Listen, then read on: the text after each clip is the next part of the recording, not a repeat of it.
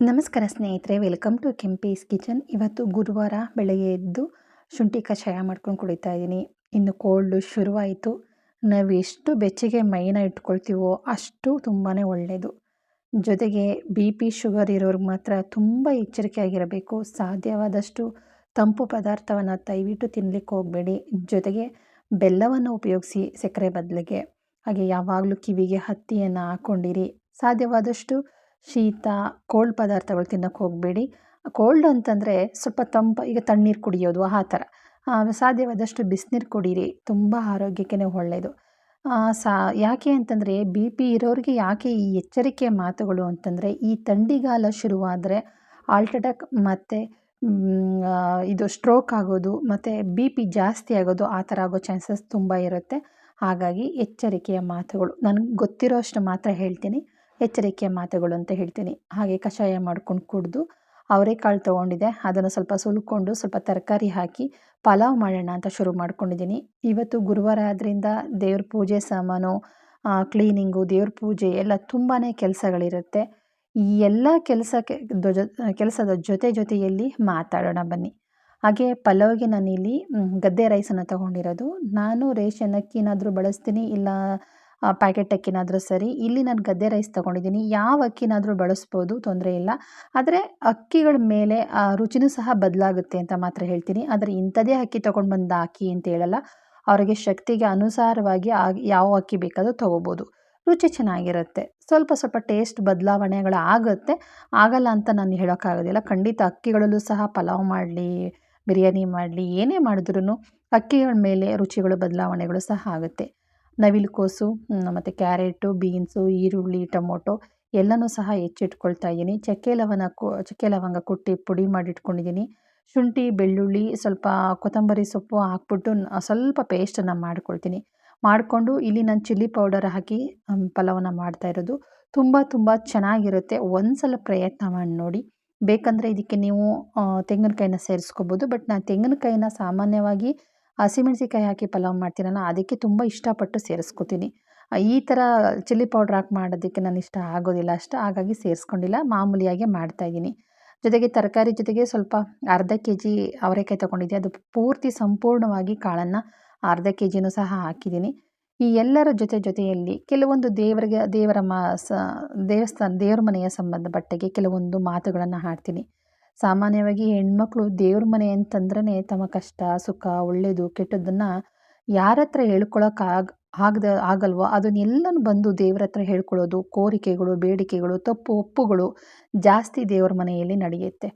ಸಾಮಾನ್ಯವಾಗಿ ಹೆಣ್ಮಕ್ಳು ನಾವು ದೇವ್ರ ಸಾಮಾನು ತೊಳಿತಾ ಇರ್ತೀವಿ, ಪೂಜೆ ಫೋಟೋನೆಲ್ಲ ಒರೆಸ್ತಾ ಇರ್ತೀವಿ, ಕುಂಕುಮ ಇಡ್ತಾ ಇರ್ತೀವಿ, ಹೂವು ಮುಡಿಸ್ತಾ ಇರ್ತೀವಿ, ದೀಪ ಹಚ್ತಾ ಇರ್ತೀವಿ, ಎಲ್ಲ ಕೆಲಸ ಮಾಡ್ತೀವಿ. ಯಾವತ್ತೂ ಫೋಟೋನ ಯಾವಾಗ ಶುರು ಮಾಡ್ತೀವೋ ಆಗ್ಲಿಂದ ಹಿಡ್ದು ದೇವ್ರ ಮನೆ ಕ್ಲೀನ್ ಮಾಡಾಗ್ಲಿಂದ ಹಿಡಿದು ನಿಮ್ಮ ಮನಸ್ಸಿನ ಮೊದಲನೇದಾಗಿ ಕೇಳ್ಕೊಬೇಕಾಗಿರೋದು ಏನು ಗೊತ್ತಾ, ನಮ್ಮ ಮನಸ್ಸಿನಲ್ಲಿರ್ತಕ್ಕಂತಹ ನೋವುಗಳ ಬದಲಾಗಿ ನಾವು ಯಾರಿಗೆ ನೋವನ್ನು ಕೊಟ್ಟಿದ್ದೀವಿ ಅಂತ ದೇವರನ್ನ ಕೇಳ್ಕೊಳ್ಳೋಣ. ದೇವರು ಅಂದ ತಕ್ಷಣವೇ ಪೂಜೆ ಮಾಡಬೇಕಾದ್ರೆ ಕೇಳ್ಕೋಬೇಕು ಅಂತೇನಿಲ್ಲ. ದೇವ್ರ ಮನೆ ಕ್ಲೀನ್ ಮಾಡಬೇಕಾದ್ರೆ ದೇವ್ರ ಪಾತ್ರೆಗಳು ತೊಳಿಬೇಕಾದ್ರೆ, ಫೋಟೋಗಳನ್ನು ಒರೆಸ್ಬೇಕಾದ್ರೆ, ಇದೆಲ್ಲ ಮಾಡಬೇಕಾದ್ರೂ ಸಹ ದೇವರಿಗೆ ಸಂಬಂಧಪಟ್ಟದ್ದನ್ನು ಕೆಲಸ ಮಾಡಬೇಕಾದ್ರೆ ತಮ್ಮ ಮೊದಲನೇ ಕೆಲಸ ಯಾವಾಗಲೂ ಮೊದಲನೇ ಪೂಜೆ ಗಣಪನಿಗೆ ಅಂತ ಹೆಂಗೆ ಹೇಳ್ತೀವೋ ಹಾಗೆಯೇ ನಮ್ಮ ಕೋರಿಕೆಗಳು, ನಮ್ಮ ಬೇಡಿಕೆಗಳು, ನಮ್ಮ ಇಷ್ಟಾರ್ಥಗಳು ಸಿದ್ಧಿಸ್ತಾ ಇಲ್ಲ ಅಂತ ಅಂದ್ಕೊಂಡಾಗ ನಾವು ಮೊದಲನೇದು ಬೇಡಿಕೆ ಕೋರಿಕೆ ಏನನ್ನಪ್ಪ ಅಂತಂದರೆ, ನಾವು ಯಾರಿಗೆ ನೋವು ಕೊಟ್ಟಿದ್ದೀವಿ, ನಾವು ಯಾರಿಗೆ ಮನಸ್ಸಿಗೆ ತುಂಬ ನೋವು ಆಗೋ ಮಾತಾಡಿದ್ದೀವಿ, ನನ್ನಿಂದ ಯಾರಿಗೆ ಅನ್ಯಾಯ ಆಗಿದೆ, ಗೊತ್ತಿರೋ ಹೆಸರು ಗೊತ್ತಿಲ್ಲದಿರೋ ಹೆಸರು ಸಾಧ್ಯವಾದಷ್ಟು ನೆನೆಸ್ಕೊಳ್ಳಿ. ಇವರಿಂದ ಹಿಂಗಾಯಿತು ಅನ್ನೋದಲ್ಲ, ಒಟ್ಟಿನಲ್ಲಿ ನಿಮ್ಮಿಂದ ಯಾವ ಕಡೆಯಿಂದಾದರೂ ಸರಿ ತಪ್ಪಾಗಿದ್ರೆ ನೆನೆಸ್ಕೊಂಡು ಅವರನ್ನು ಕ್ಷಮೆ ಕೇಳ್ಕೊಳ್ಳಿ ಮನಸ್ಸಲ್ಲಿ. ಈ ಕ್ಷಮೆ ಕೇಳಿದಾಗ ಏನಾಗುತ್ತೆ ಗೊತ್ತಾ, ಎಷ್ಟೋ ನೋವುಗಳು ಪರಿಹಾರ ಆಗುತ್ತೆ, ಎಷ್ಟೋ ಕಷ್ಟದ ದಾರಿ ತೆರವುಗೊಳಿಸಿ ನಿಮ್ಮ ಬಾಳಿಗೆ ಬೆಳಕಾಗುತ್ತೆ ಅಂತ ಅನ್ಬೋದು. ಕೆಲವರು ಏನು ಮಾಡ್ತಾರೆ ಅಂದರೆ ತಾವು ಮಾಡಿರೋ ತಪ್ಪನ್ನು ಇನ್ನೊಬ್ಬರ ಮೇಲೆ ಹೇಳೋದು. ಅವಳು ಹಂಗೆ ಮಾಡಿದ್ಲು ಅದಕ್ಕೆ ನಾನು ಮಾಡಿದೆ, ಆ ತಪ್ಪು ನನ್ನ ಮೇಲೆ ಬಂತು ಅಂತ. ನೀವು ಹೆಂಗಾದರೂ ಮಾಡಿರಿ, ನಿಮ್ಮ ಕೈಯಿಂದ ತಾನೇ ತಪ್ಪಾಗಿರೋದು, ಅದನ್ನು ನಿರ್ಧಾರ ಮಾಡ್ಕೊಂಬಿಡಿ.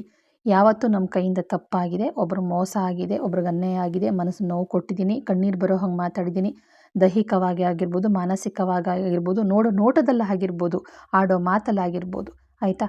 ಇಂಥದ್ದೇ ಅಂತಲ್ಲ, ನೋವನ್ನ ಇನ್ನೊಬ್ಬರು ಕೊಡೋದ್ರಲ್ಲಿ ನಾನಾ ವಿಧಗಳಿದ್ದಾವೆ.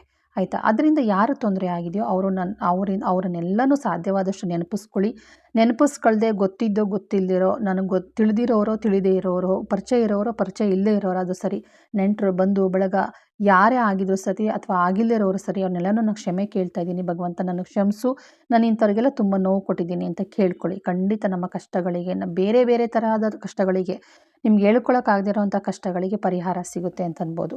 ಹಾಗೆ ಕೇಳ್ಕೊಂಡಾದಮೇಲೆ ನಿಮ್ಮ ಮನೆ ದೈವವನ್ನು ಕೇಳ್ಕೊಳ್ಳಿ. ನಿಮ್ಮ ಮನೆ ದೇವರು ಯಾವ್ದಾರ ಆಗಿರ್ಬೋದು, ನಿಮ್ಮ ಮನೆ ದೈವವನ್ನು, ನಿಮ್ಮ ಕುಲ ದೈವವನ್ನು ಕೇಳಿಕೊಂಡು ಆಮೇಲೆ ನೀವಿರ್ತಕ್ಕಂತಹ ಪ್ಲೇಸು, ನೀವು ಎಲ್ಲೇ ಇರಿ, ನೀವು ಬಾಂಬೆಲಿರಿ, ಅಮೇರಿಕಲಿರಿ, ಕೆನಡಾದಲ್ಲಿರಲಿ, ಇಂಡಿಯಾದಲ್ಲಿರಲಿ, ಎಲ್ಲೇ ಕಾಡಲ್ಲಿರಲಿ, ಎಲ್ಲೇ ಇರಲಿ, ಆ ಗ್ರಾಮಕ್ಕೆ ಒಂದು ದೇವರು ಅಂತ ಇರುತ್ತಲ್ಲ, ಆ ದೇವರಿಗೆ ನಿಮ್ಮ ಕೋರಿಕೆಯನ್ನು, ಬೇಡಿಕೆಯನ್ನು, ಇಷ್ಟಾರ್ಥವನ್ನು ಇಡಿ. ಇಷ್ಟಾರ್ಥವನ್ನೆಲ್ಲ ಇಟ್ಟು ಲಾಸ್ಟಲ್ಲಿ ಕೊನೆಯದಾಗಿ ನಿಮ್ಮ ಇಷ್ಟ ದೈವವನ್ನು, ನೀವು ಬೇಡ್ಕತಕ್ಕಂತಹದ್ದು ಇಷ್ಟ ದೈವವನ್ನು ಬೇಡಿಕೆಯನ್ನು ಇಡಿ.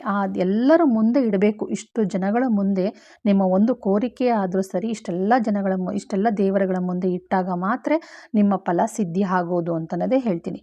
ದೇವ್ರ ಪೂಜೆ ಸಾಮಾನು ತೊಳಿತಾ ಇದ್ದೀವಿ ಅಂದಾಗ, ಪೂಜೆಗೆ ಅರಿಶಿನ ಕುಂಕುಮ ಇಡ್ತಾ ಇದ್ದೀವಿ ಪಾತ್ರೆಗಳಿಗೆ, ದೇವ್ರ ಫೋಟೋಕ್ಕೆಲ್ಲ ಅಂದಾಗ, ಇದನ್ನೆಲ್ಲ ನೆನೆಸ್ಕೊಂಡು ಮಾಡಿ. ನೀವು ಖಂಡಿತವಾಗ್ಲೂ ತುಂಬ ಒಳ್ಳೆಯದಾಗುತ್ತೆ. ಇಲ್ಲ ಅಂದರೆ ಈ ಮನಸ್ಸು ಮಂಗನ ಥರ, ಏನು ಬೇಡವೋ ಅದೇನೇ ಕೇಳೋದು. ಕಣ್ಣು ಮುಚ್ಕೊಂಡು ನೀವೇನಾದರೂ ಗ್ರೀನ್ ಕಲರ್ ಸೀರೆ ಬೇಡ ಅಂತಂದ್ರೆ ಆ ಗ್ರೀನ್ ಕಲರ್ ಸೀರೆನೇ ಬರುತ್ತೆ. ನನಗೆ ಬ್ಲೂ ಕಲರ್ ಬಳೆ ಇಷ್ಟ ಇಲ್ಲ, ನಂಗೆ ಬ್ಲೂ ಕಲರ್ ಬೇಡ ಅಂದರೆ ಬ್ಲೂ ಕಲರೇ ಕಣ್ಮುಂದೆ ಬಂದಂಗೆ ಆಗುತ್ತೆ. ಅದಕ್ಕೆ ಹೇಳೋದು, ಮನಸ್ಸು ಮಂಗನ ಥರ, ಮನಸ್ಸಿನ ಮಾತಕ್ಕಿಂತ ನಮ್ಮ ಹೃದಯದ ಮಾತನ್ನು ಕೇಳಬೇಕು. ಯಾವತ್ತೇ ಆದರೂ ಹೃದಯದ ಮಾತನ್ನು ಕೇಳಬೇಕು. ಪೂಜೆ ಮಾಡಬೇಕಾದ್ರೆ ದಯವಿಟ್ಟು ನಿಮ್ಮ ಎಲ್ಲ ನೋವುಗಳಾಗಿರ್ಬೋದು, ಸಂಕಟ ಆಗಿರ್ಬೋದು, ಏನೇ ಆಗಿರ್ಬೋದು, ಪೂಜೆ ಸಾಮಾನು ತೊಳಿತಾ ಇದ್ದೀನಿ ನೆನೆಸ್ಕೊಳ್ಳಿ. ಇಲ್ಲ ದೇವ್ರ ಹತ್ರ ಬೇಡಿಕೆನಿಟ್ಟು ಆಮೇಲೆ ಮುಂದಿನ ಪೂಜೆ ಕಾರ್ಯಕ್ರಮಗಳನ್ನು ಮಾಡಬೇಕು. ನಾವಿರೋ ಗ್ರಾಮ, ನಮ್ಮ ಊರು, ಅಲ್ಲೂ ಪ್ರಾಪರ್ಟಿ ಇದೆ, ನಾವಿಲ್ಲಿ ಬಾಡಿಗೆ ಇದ್ದೀವಿ ಅಂದರೆ ನೀವು ಮುಖ್ಯ ಎಲ್ಲಿದ್ದೀರಾ? ಇವಾಗ ಇರೋ ಜಾಗದ ದೈವವನ್ನು ನೀವು ಕೇಳ್ಕೊಳ್ಳಿ. ನಿಮಗೆ ಖಂಡಿತವಾಗ್ಲೂ ಕೈ ಬಿಡೋದಿಲ್ಲ ದೇವರು. ನೀವು ಯಾವತ್ತು ಇರೋ ಜಾಗಕ್ಕೆ ನೀವು ನಮಿಸ್ತಿರೋ ಅಲ್ಲಿಗೆ ದೇವರು ನಿಮ್ಗೆ ಅರ್ಧಕ್ಕರ್ಧ ಕಷ್ಟವನ್ನು ಬಗೆಹರಿಸ್ತಾರೆ ಅಂತ. ಯಾವತ್ತು ನಿಮ್ಗೆ ಗೊತ್ತಿಲ್ಲದಿರೋ ತಪ್ಪು ಮಾಡಿರೋದು, ನೋವು ಕೊಟ್ಟಿರೋದು, ಯಾವತ್ತು ಕ್ಷಮೆ ಕೇಳ್ತಿರೋ, ನೀವು ಬೇರೆಯವ್ರ ಎದುರುಗಡೆ ಕ್ಷಮೆ ಕೇಳೋಕ್ಕಾಗೋದಿಲ್ಲ, ಕೇಳೋದು ಬೇಡ. ಅವರು ಕ್ಷಮೆ ಕೇಳ್ತಿರೋ ಅಲ್ಲಿ ನಿಮ್ಮ ಕಷ್ಟಕ್ಕೆ ದಾರಿ ಮಾಡಿಕೊಟ್ಟು, ಸುಖದ ಸಂತೋಷಕ್ಕೆ ಸಮೃದ್ಧಿಗೆ ಭಗವಂತ ಆ ಕಡೆಯಿಂದ ದಾರಿ ಮಾಡಿಕೊಡ್ತಾನೆ. ಹಾಗೆ ದೇವ್ರ ಸಾಮಾನು ತೊಳಿಬೇಕಾದ್ರೆ, ಫೋಟೋವನ್ನು ಒರೆಸ್ಬೇಕಾದ್ರೆ ಸಾಧ್ಯವಾದಷ್ಟು ಸ್ವಲ್ಪ ಅರಿಶಿನ, ಸ್ವಲ್ಪ ಉಪ್ಪು, ಸ್ವಲ್ಪ ಗಂಜಲವನ್ನು ಹಾಕಿ, ನಿಮ್ಮ ಮನೆಯಲ್ಲಿ ಗಂಜಲ ಇಲ್ಲ ಅಂದರೂ ಪರವಾಗಿಲ್ಲ, ಸ್ವಲ್ಪ ಅರಿಶಿನ ಉಪ್ಪನ್ನು ಹಾಕಿ ದೇವ್ರ ಫೋಟೋ, ದೇವ್ರ ಮನೆಯನ್ನು ಕ್ಲೀನ್ ಮಾಡ್ಕೊಳ್ಳಿ. ಹಾಗೆ ಪೂಜೆ ಸಾಮಾನು ತೊಳಿಬೇಕಾದರೂ ಅಷ್ಟೇ ಮಡಿ ನೀರಿನಿಂದ ತೊಳಿತೀವಲ್ವ, ಮಡಿ ನೀರಿನಿಂದ ತೊಳೆದಾದ್ಮೇಲೆ ಒಂದು ಸಲ ನೀವು ನಿಮ್ಮ ಮನೆಯಲ್ಲೆಲ್ಲ ಅರಿಶಿನ ಇದ್ದರೆ ಅದನ್ನು ನೀರು ಮುಳುಗಿಸಿ ಅರಿಶಿನದಿಂದ ತೆಗೆದಿಟ್ಬಿಡಿ. ಅವಾಗೇನಾಗುತ್ತೆ, ಸ್ವಲ್ಪ ಮಡಿ ಆಯ್ದಂಗೂ ಆಯ್ತದೆ. ಎಷ್ಟೇ ಮಡಿ ಮಾಡಿದ್ರೂ ಹೆಣ್ಮಕ್ಳಿರೋ ಮನೆಯಲ್ಲಿ ಮೈಲಿಗೆ ಅಂತಲೇ ಹೇಳ್ತೀನಿ. ಹಾಗೆ ನಿಮ್ಮ ಇಷ್ಟ ದೈವವನ್ನು ಪ್ರತಿಯೊಂದು ದೇವರುಗಳಿಗೂ ನೀವು ಹೇಳ್ಕೋಬೇಕು. ಈ ದೇವ್ರಿಗೆ ಗೊತ್ತಿಲ್ಲದಿರೋಂಗೆ ಆ ದೇವರಿಗೆ ಬೇಡಿಕೆ ಇಡೋದು, ಆ ದೇವರಿಗೆ ಗೊತ್ತಿಲ್ಲದಿರೋಂಗೆ ಈ ದೇವರಿಗೆ ಬೇಡಿಕೆ ಇಡೋದು, ಆ ಥರ ತಪ್ಪನ್ನು ಮಾಡಬೇಡಿ. ನೀವು ಯಾವ್ಯಾವ ದೇವರನ್ನು ಕೇಳ್ಕೊಳ್ತೀರೋ ಆ ದೇವ್ರ ಹತ್ರಲ್ಲೇ ಹೇಳ್ಕೊಂಡು ಬನ್ನಿ.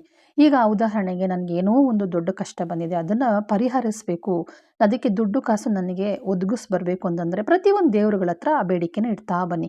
ನಾನು ಈ ದೇವ್ರಿಗೆ ಹೇಳಿದ್ದೀನಿ, ನೀನು ಅವರು ಎಲ್ಲರೂ ಸೇರಿಕೊಂಡು ನನ್ನ ಬಗೆಹರಿಸಬೇಕು ಕಷ್ಟನ. ನಾನು ಏನು ಕೋರಿಕೆ ಇಟ್ಟಿದ್ದೀನೋ ಆ ಕೋರಿಕೆ ಈಡೇರಬೇಕು, ನನ್ನ ಕೋರಿಕೆ ಬೇಡಿಕೆಗಳು ಕೈ ಕೊಡಬೇಕು ಅಂತ ದೇವರು ನೆನೆಸ್ಕೊಂಡಾಗ ಏನಾಗುತ್ತೆ, ಖಂಡಿತವಾಗ್ಲೂ ನಿಮ್ಮ ಕೈ ಕೊಡ್ತಾರೆ. ಬಿಡು, ಅವರಿಗೆ ಬೇರೆ ರಾಘವೇಂದ್ರ ಸ್ವಾಮಿ ಅವ್ರಿಗೆ ಹೇಳಿರೋದೀನಿ ಇವ್ರಿಗೆ ಹೇಳೋದು ಬೇಡಪ್ಪ, ಅವರು ನಮ್ಗೆ ಒಳ್ಳೇದು ಮಾಡಲಿ, ಇವರು ನಮ್ಗೆ ಒಳ್ಳೇದು ಮಾಡಲಿ ಅನ್ನೋದಲ್ಲ. ನಾವು ಹೇಗೆ ಕೂತ್ಕೊಂಡು ಮಾತಾಡ್ತೀವೋ ದೇವರುಗಳು ಸಹ ಅವರವರ ಭಕ್ತಿಗೆ, ಅವರವರ ಒಂದು ಶಕ್ತಿಗೆ ಅನುಸಾರವಾಗಿ ಅವ್ರು ಖಂಡಿತವಾಗ್ಲೂ ಎಲ್ಲರಿಗೂ ಒಬ್ರಿಗೊಬ್ರು ಇಂತಿಂಥವ್ರು ಹಿಂಗೆ ಕೇಳಿದ್ದಾರೆ ಅಂತ ಸೇರ್ತಕ್ಕಂತಹ ರೂಢಿ ಇದೆಯಂತೆ. ಎಲ್ಲ ಅಂದರೆ ಕಲ್ಲು ನೀರು ಕರಗುವತ್ತಲ್ಲಿ ಭೂಮಿ ಸಂಚಾರ ಮಾಡ್ತಾರೆ ದೇವರು ಅಂತ ಹಿರೀಕರು ಹೇಳ್ತಾರೆ. ಅಂದರೆ ರಾತ್ರಿ 1 ಗಂಟೆಯ ನಂತರ 4:15 ಒಳಗಡೆ ದೇವರು ಭೂಮಿಯನ್ನು ಸಂಚಾರ ಮಾಡಿ ತನ್ನ ಸ್ವಸ್ಥಾನಕ್ಕೆ ಸುಮಾರು 5:15 ಒಳಗಡೆ ಹೋಗ್ತಾರೆ ಅಂತ. ಹಾಗಾಗಿ ಹೇಳ್ತಾ ಇರೋದು, ಪ್ರತಿಯೊಬ್ಬರಲ್ಲೂ ಅಷ್ಟೇ ಎಲ್ಲರೂ ಕೂತ್ಕೊಂಡು ಮಾತಾಡದೇ ಇಲ್ಲ. ಮರ ಗಿಡ, ಮುಳ್ಳು ಕಲ್ಲು ಎಲ್ಲ ಮಾತು ಬರಲ್ಲ ಅನ್ನೋ ಹಾಗೆ ಇಲ್ಲ. ಪ್ರತಿಯೊಂದಕ್ಕೂ ಮಾತು ಬರುತ್ತೆ. ನಾವು ಮಾಡೋ ಕೆಲಸ ಆಗಿರ್ಬೋದು, ನಮ್ಮ ಅಡುಗೆ ಕೆಲಸ ಮಾಡೋ ಪಾತ್ರೆಗಳಾಗಿರ್ಬೋದು, ನೋಡೋ ನೋಟಗಳಾಗಿರ್ಬೋದು, ತುಳಿಯೋ ಹೆಜ್ಜೆ ಆಗಿರ್ಬೋದು, ಮಣ್ಣಾಗಿರ್ಬೋದು, ಕಲ್ಲಾಗಿರ್ಬೋದು, ಅದು ನಮ್ಮ ಕಣ್ಣಿಗೆ ನಿರ್ಜೀವವಾಗಿ ಕಂಡ್ರೂ ಅದಕ್ಕೊಂದು ಹೃದಯ ಇದೆ ಅನ್ನೋದನ್ನು ನೆನಪಲ್ಲಿಟ್ಕೊಳ್ಳಿ. ದೇವರ ಸಾಮಾನು ತೊಳಿಬೇಕಾದ್ರೆ ಸಾಧ್ಯವಾದಷ್ಟು ಸಪ್ರೇಟಾಗಿ ಎಲ್ಲನೂ ಎತ್ತಿಟ್ಕೊಂಡು ತೊಳಿರಿ. ನಿಮ್ಮ ಕೋರಿಕೆಗಳು ಬೇಡಿಕೆಗಳು ಈಡೇರಿಸ್ಕೊಂಡು ತೊಳಿರಿ. ಬೇರೆ ಹೊಸ ಥರದ ಪೂಜೆಯನ್ನು ಮಾಡಬೇಕಾದ್ರೆ ಹಿರೀಕರನ್ನ ಕೇಳಿ ನಿಮ್ಮ ಮನೆಯಲ್ಲಿ ನಿಮ್ಮ ಮನೆ ದೇವ್ರಿಗೆ ಅನುಸಾರವಾಗಿ ನೀವು ಪೂಜೆ ಮಾಡಬೇಕು. ಇಲ್ಲ ಏನಾದರೂ ಬೇರೆ ಬೇರೆ ಥರದ ಪೂಜೆ, ಹೊಸ ಥರದ ಪೂಜೆನ ಮಾಡಬೇಕಾದ್ರೆ ಖಂಡಿತ ಕಷ್ಟ ಆಗುತ್ತೆ, ಏಳಿಗೆ ಆಗೋದಿಲ್ಲ. ಈಗ ಯಾವುದೋ ಒಂದು ದೇವರು ಮನೆಯೊಳಗಡೆ ತಂದಿಡೋ ಹಾಗಿಲ್ಲ, ನೀವು ಇಟ್ಟಿರ್ತೀರ. ಬೇರೆಯವ್ರಿಗೆ ಒಳ್ಳೇದಾಗಿದೆ ತಂದಿಟ್ಟ ಮೇಲೆ ನಿಮಗೆ ಕೆಟ್ಟದಾಗಿದೆ ಅಂದರೆ ನಿಮ್ಮ ಮನೆ ದೇವ್ರಿಗೂ ಅದಕ್ಕೂ ಬರಲ್ಲ ಅಂತ ತಿಳ್ಕೊಳ್ಳಿ. ಆಮೇಲೆ ಯಾವುದೋ ಒಂದು ಪೂಜೆನ ಮಾಡ್ತಾ ಇರ್ತೀರ, ಹೊಸ್ದಾಗಿ ಯಾರೋ ಮಾಡ್ತಾ ಇದ್ದಾರೆ, ಯೂಟ್ಯೂಬಲ್ಲೆಲ್ಲ ನೋಡ್ಕೊಂಡು ಮಾಡ್ತಾ ಇದ್ದಾರೆ, ನಾನು ಮಾಡ್ತೀನಿ ಅಂತ ಮಾಡಿದಾಗ ಕೆಲವೊಂದು ನಷ್ಟ ಕಷ್ಟಗಳು ಆಗುತ್ತೆ.